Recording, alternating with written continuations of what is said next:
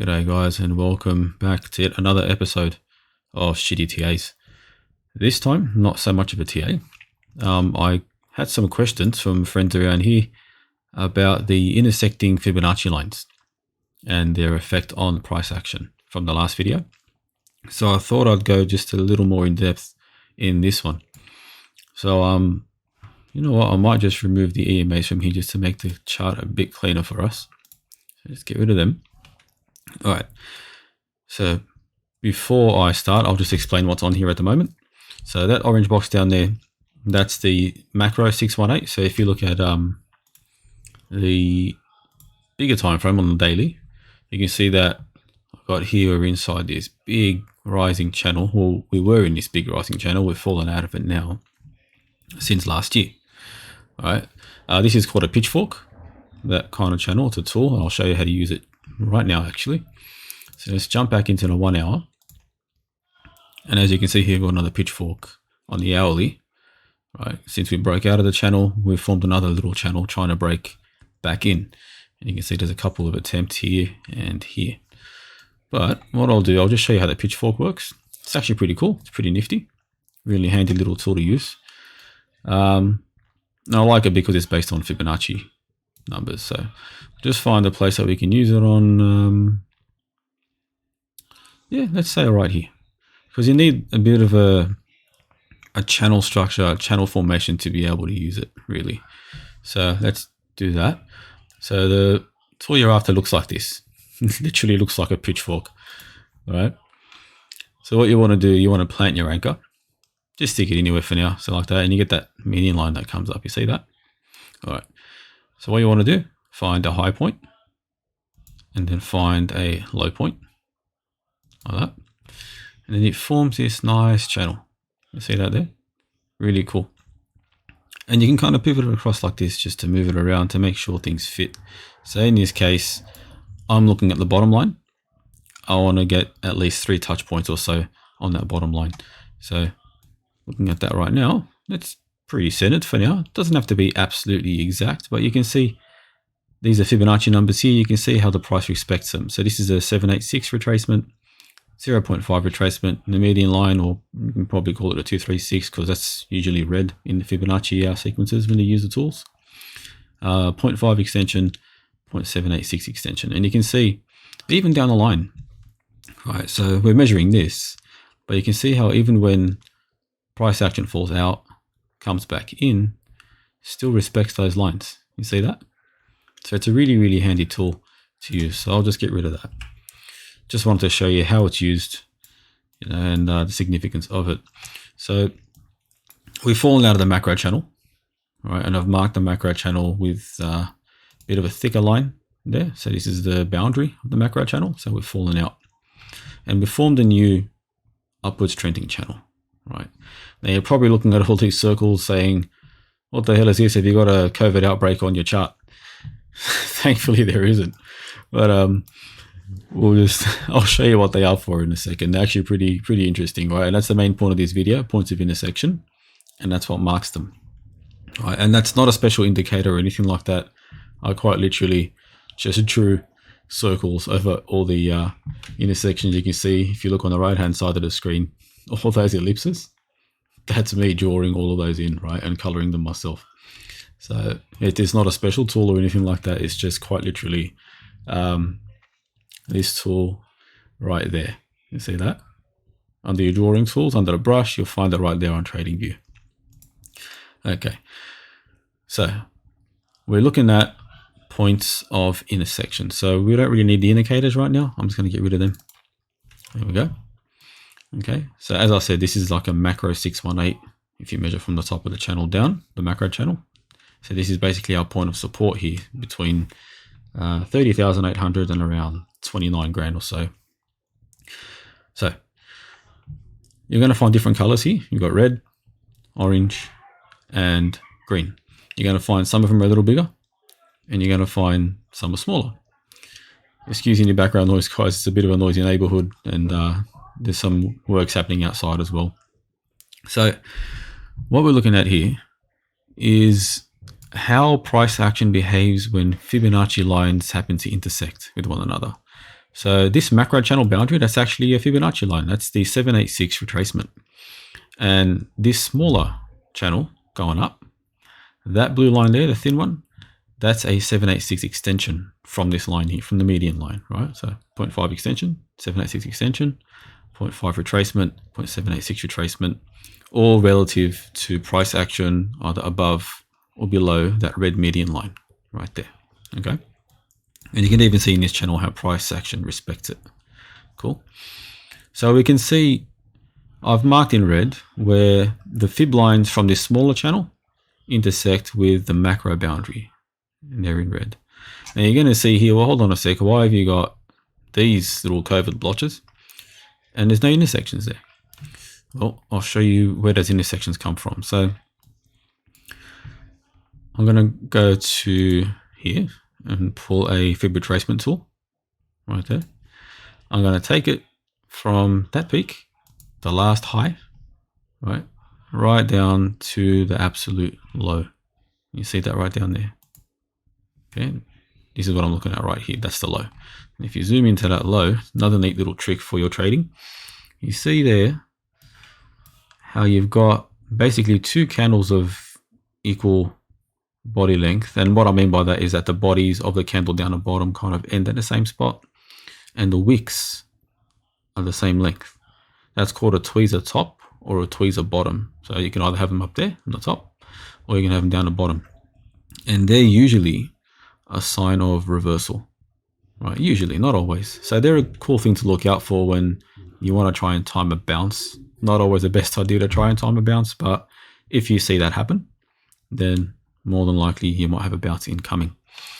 So, off topic, we've drawn our fib retracement from that peak down to that trough. And now you can see why these are here. You see there's intersections right there.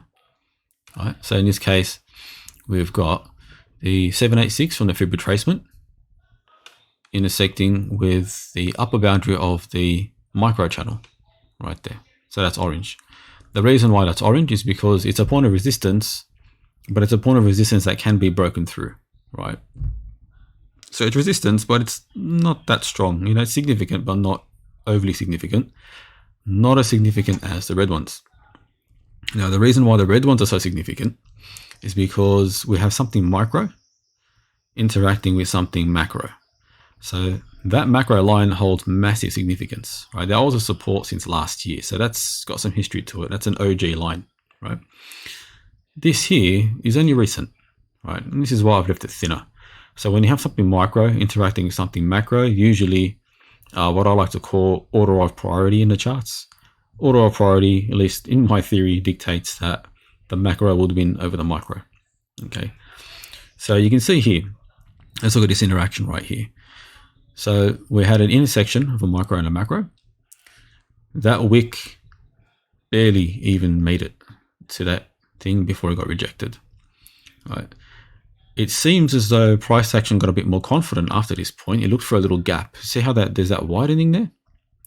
So when you saw that widening, it's like, there's my chance. And it tries to wick through, and you touch the top of that micro line and it just bounced back down. It's like, nope, still too strong.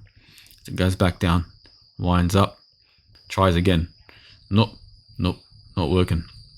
Comes back down. Right? Excuse me, I'll be back in a sec. Okay, sorry about that, guys. Had to duck out for a second. So you can see how these interacted, right? So when you had that little crossover here with the fib retracement and the micro fib channel, you can see the price got rejected, right? So yeah, you'll get rejections along the boundaries of channels, but they're even more prominent when you have these intersections, okay? And you can see that here, we had a big intersection, a macro and two micros. We had a fib retracement and we had the micro fib 0.5 from the micro channel. All those kind of conglomerated together. The price didn't even come anywhere near that intersection. You see that? It's like it has a force field around it. And that's why I made that ellipse a bit bigger than the rest, right? Because that entire zone here is a pretty heavy point of resistance. And you can see, as soon as we had a bit of a gap forming after the fact, price got a bit confident and it tried to kind of push back up again. It wasn't until the gaps between those fib lines widened enough, the price thought, yep, I can try and get through. And look how it interacts with them. It's actually really, really interesting. So we bounce off the median line, we break up here, and we hold over the macro. So it uses it like a stepping stone. And you can see these little points of resistance here, little points of support. You see that right there? So as soon as it finds like a gap that it can try and sneak itself into, in a way, you can see how it kind of breaks in, forms that tiny bit of support, goes a bit higher. It's like, yep, I'm strong enough, I can do this. Goes up again until it gets to a point like the 618 over here, where it's like, okay, you're a 618. I'm not strong enough for you just yet. Come back down. And you can see how it ladders itself back down as well. All right, so it's come back down here. It's found some support. Try it again. Nope, that rung's too high now. Come back down. Test that one. Come back down. You see how significant the Fibonacci numbers are? These levels? Very, very, very significant. And you can even see right now, this is like obviously the latest price action, where, well, we can't say for sure forming a bottom, but I mean, just judging by the size of these wicks here, there's a decent amount of buy pressure. So this bottom edge of the micro channel on the 1 hour is so far forming a higher low. You got a low, a higher low compared to that one, and now it seems like we're getting a higher low compared to that one. And given a bit of time, maybe that'll form a W pattern, and we might break back up to this level here again. Okay, so the reason I've put these here as markers, right, is just for my own sake. Like if I was to make a trade, right, and this is only if you're more experienced, so don't try and play these, you know, because you kind of have to know what to look for in regard to reversal candles and all that kind of thing, because EMAs can also affect how far up and how far down the price goes, right? And I remove those for now because they will get a bit confusing. So for the time being though, we'll focus on these. So let's just say we get above this, right? And we're kind of bouncing around in here. Okay, let's just say, let's draw it out. Let's draw it out. So let's say we break up here and we start bouncing around in here, right? So we've got a point of convergence down here in this green circle. We've got the 382 retracement from the fib that we drew from that peak to the trough, and we've got the bottom support line of this channel. They intersect. I would personally expect that to hold us a decent amount of support because you've got two fib lines intersecting. Okay. Now, let's say this was to somehow shoot straight up. I would expect that to be a point of resistance. And you can see that it's pretty evident just even here, how it interacts with the orange one here. It just didn't want to go near it. Right? Didn't want to go near it. It's like this force field here. It's like, nope, I'm staying away from you. I'm going to try again later. Right? So this could be a point where it tries again. So you might do that. Could get rejected there. Maybe we'll come back down. It's like, oh, look at that. There's a gap. I can make it through here. Straight up. Now it's going to go here. Maybe it'll bounce around here for a while. Maybe it'll go up, right? So that's the kind of way you can look at it. Now, another thing you can use these for, which is actually pretty cool, is that really this is how patterns are formed, right? This is generally how patterns are formed. So if, say, we were to bounce around in here, right? We've got higher lows, but with a flat line of support on the top.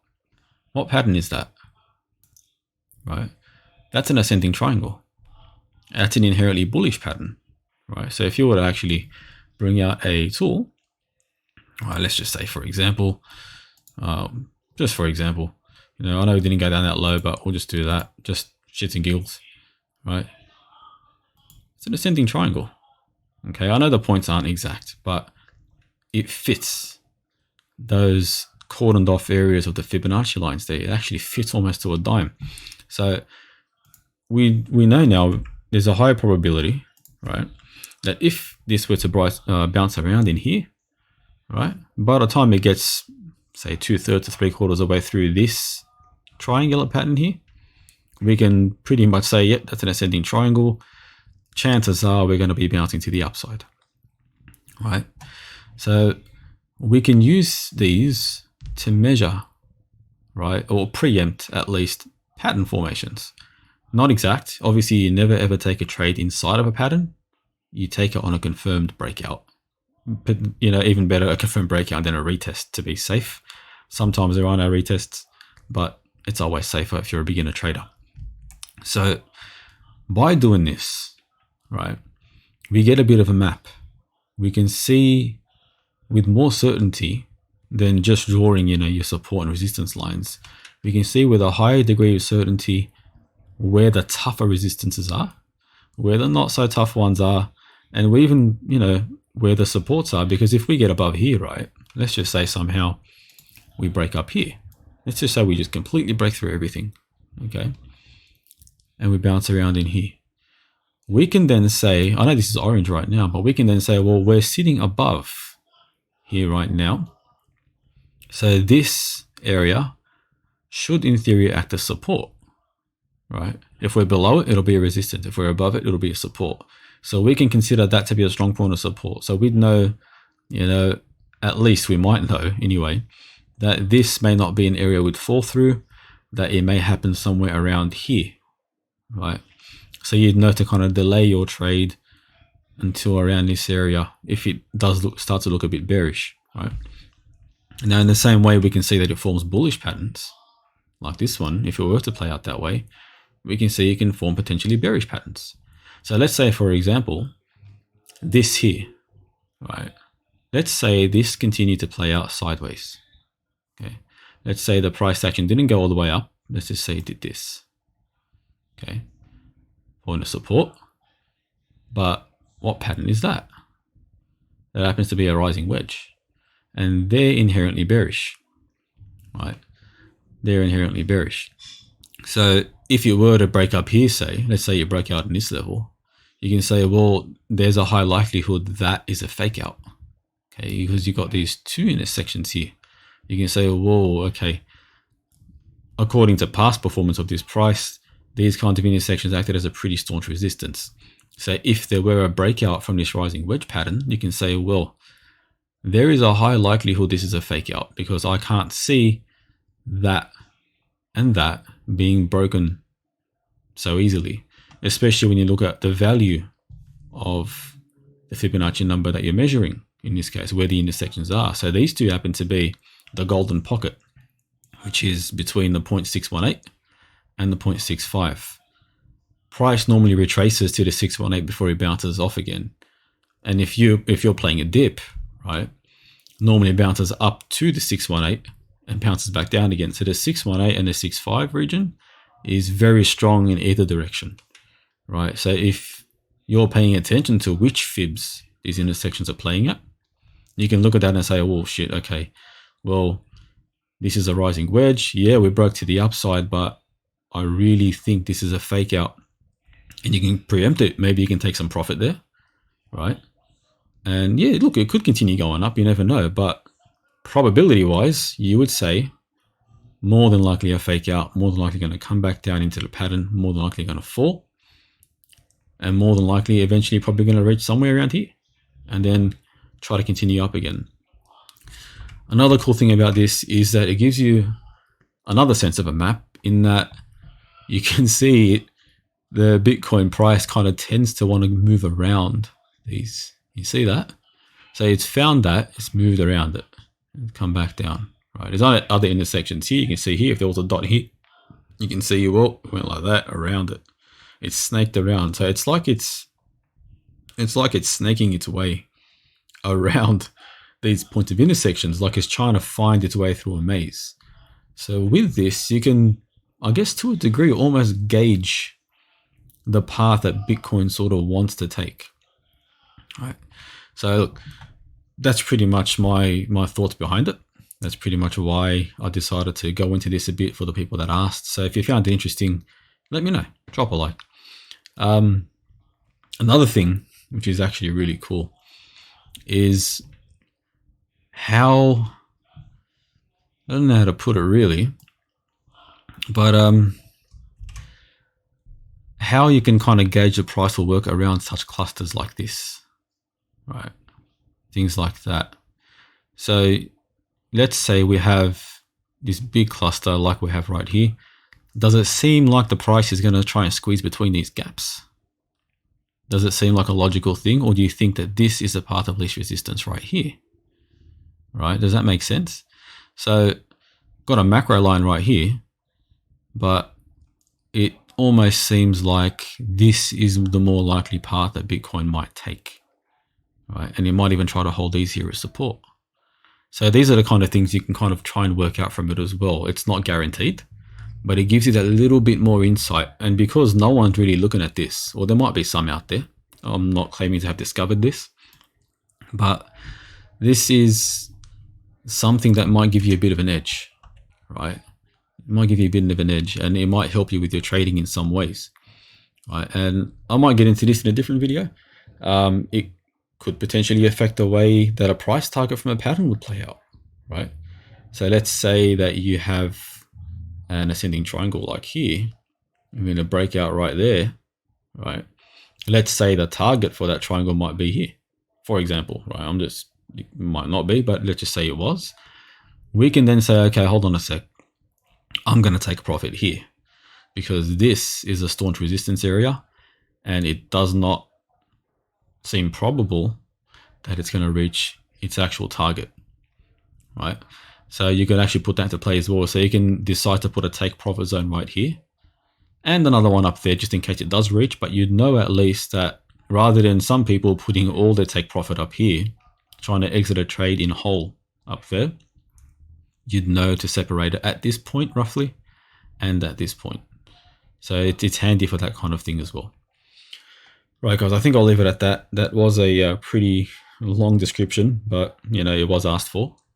One more thing I would like to say, or rather give a shout out to, is Crypto Trading KS. Guys, check out this channel, right? Check this guy out, right? He's been in the trading game for decades. He's got awesome content. You learn so much from it. I highly recommend you check out his episode number 93. All right, so jump onto this channel, subscribe if you like it. Check out episode 93. It's a really awesome tutorial on drawing trend lines. And I've been drawing lines for years now, right? But he's got such a really methodical, awesome approach to it. And it works really well. So if anyone out there does want to learn some extra stuff, right, without any, you know, Bybit affiliations or, you know, hypes or anything that kind, any of that kind of thing, I highly recommend you check out his channel. Even if you don't like his content, his voice is just ASMR gold. It's awesome. So guys, I highly recommend you check this gentleman out. It'll be very helpful. You will not regret it. I promise you, he's got some awesome things you can learn. And that being said, guys, I'm going to leave it at that. Hopefully this video benefits someone out there. I hope that this prompts people to maybe dig in some more and find things that I haven't even seen. And if you do, share them with me, man. That'll be awesome. This is all about sharing and trying to find an edge in the market that either no one's using or not many people are using or aware of. So, and if you do use this and you're successful with it, let me know. I'd like to know if this theory works. You know, I'm trying it myself, but if it works for someone else, awesome. Thank you very much, guys. Have a great rest of the day or night or morning or whatever it is, wherever you are. And most importantly, don't get wicked.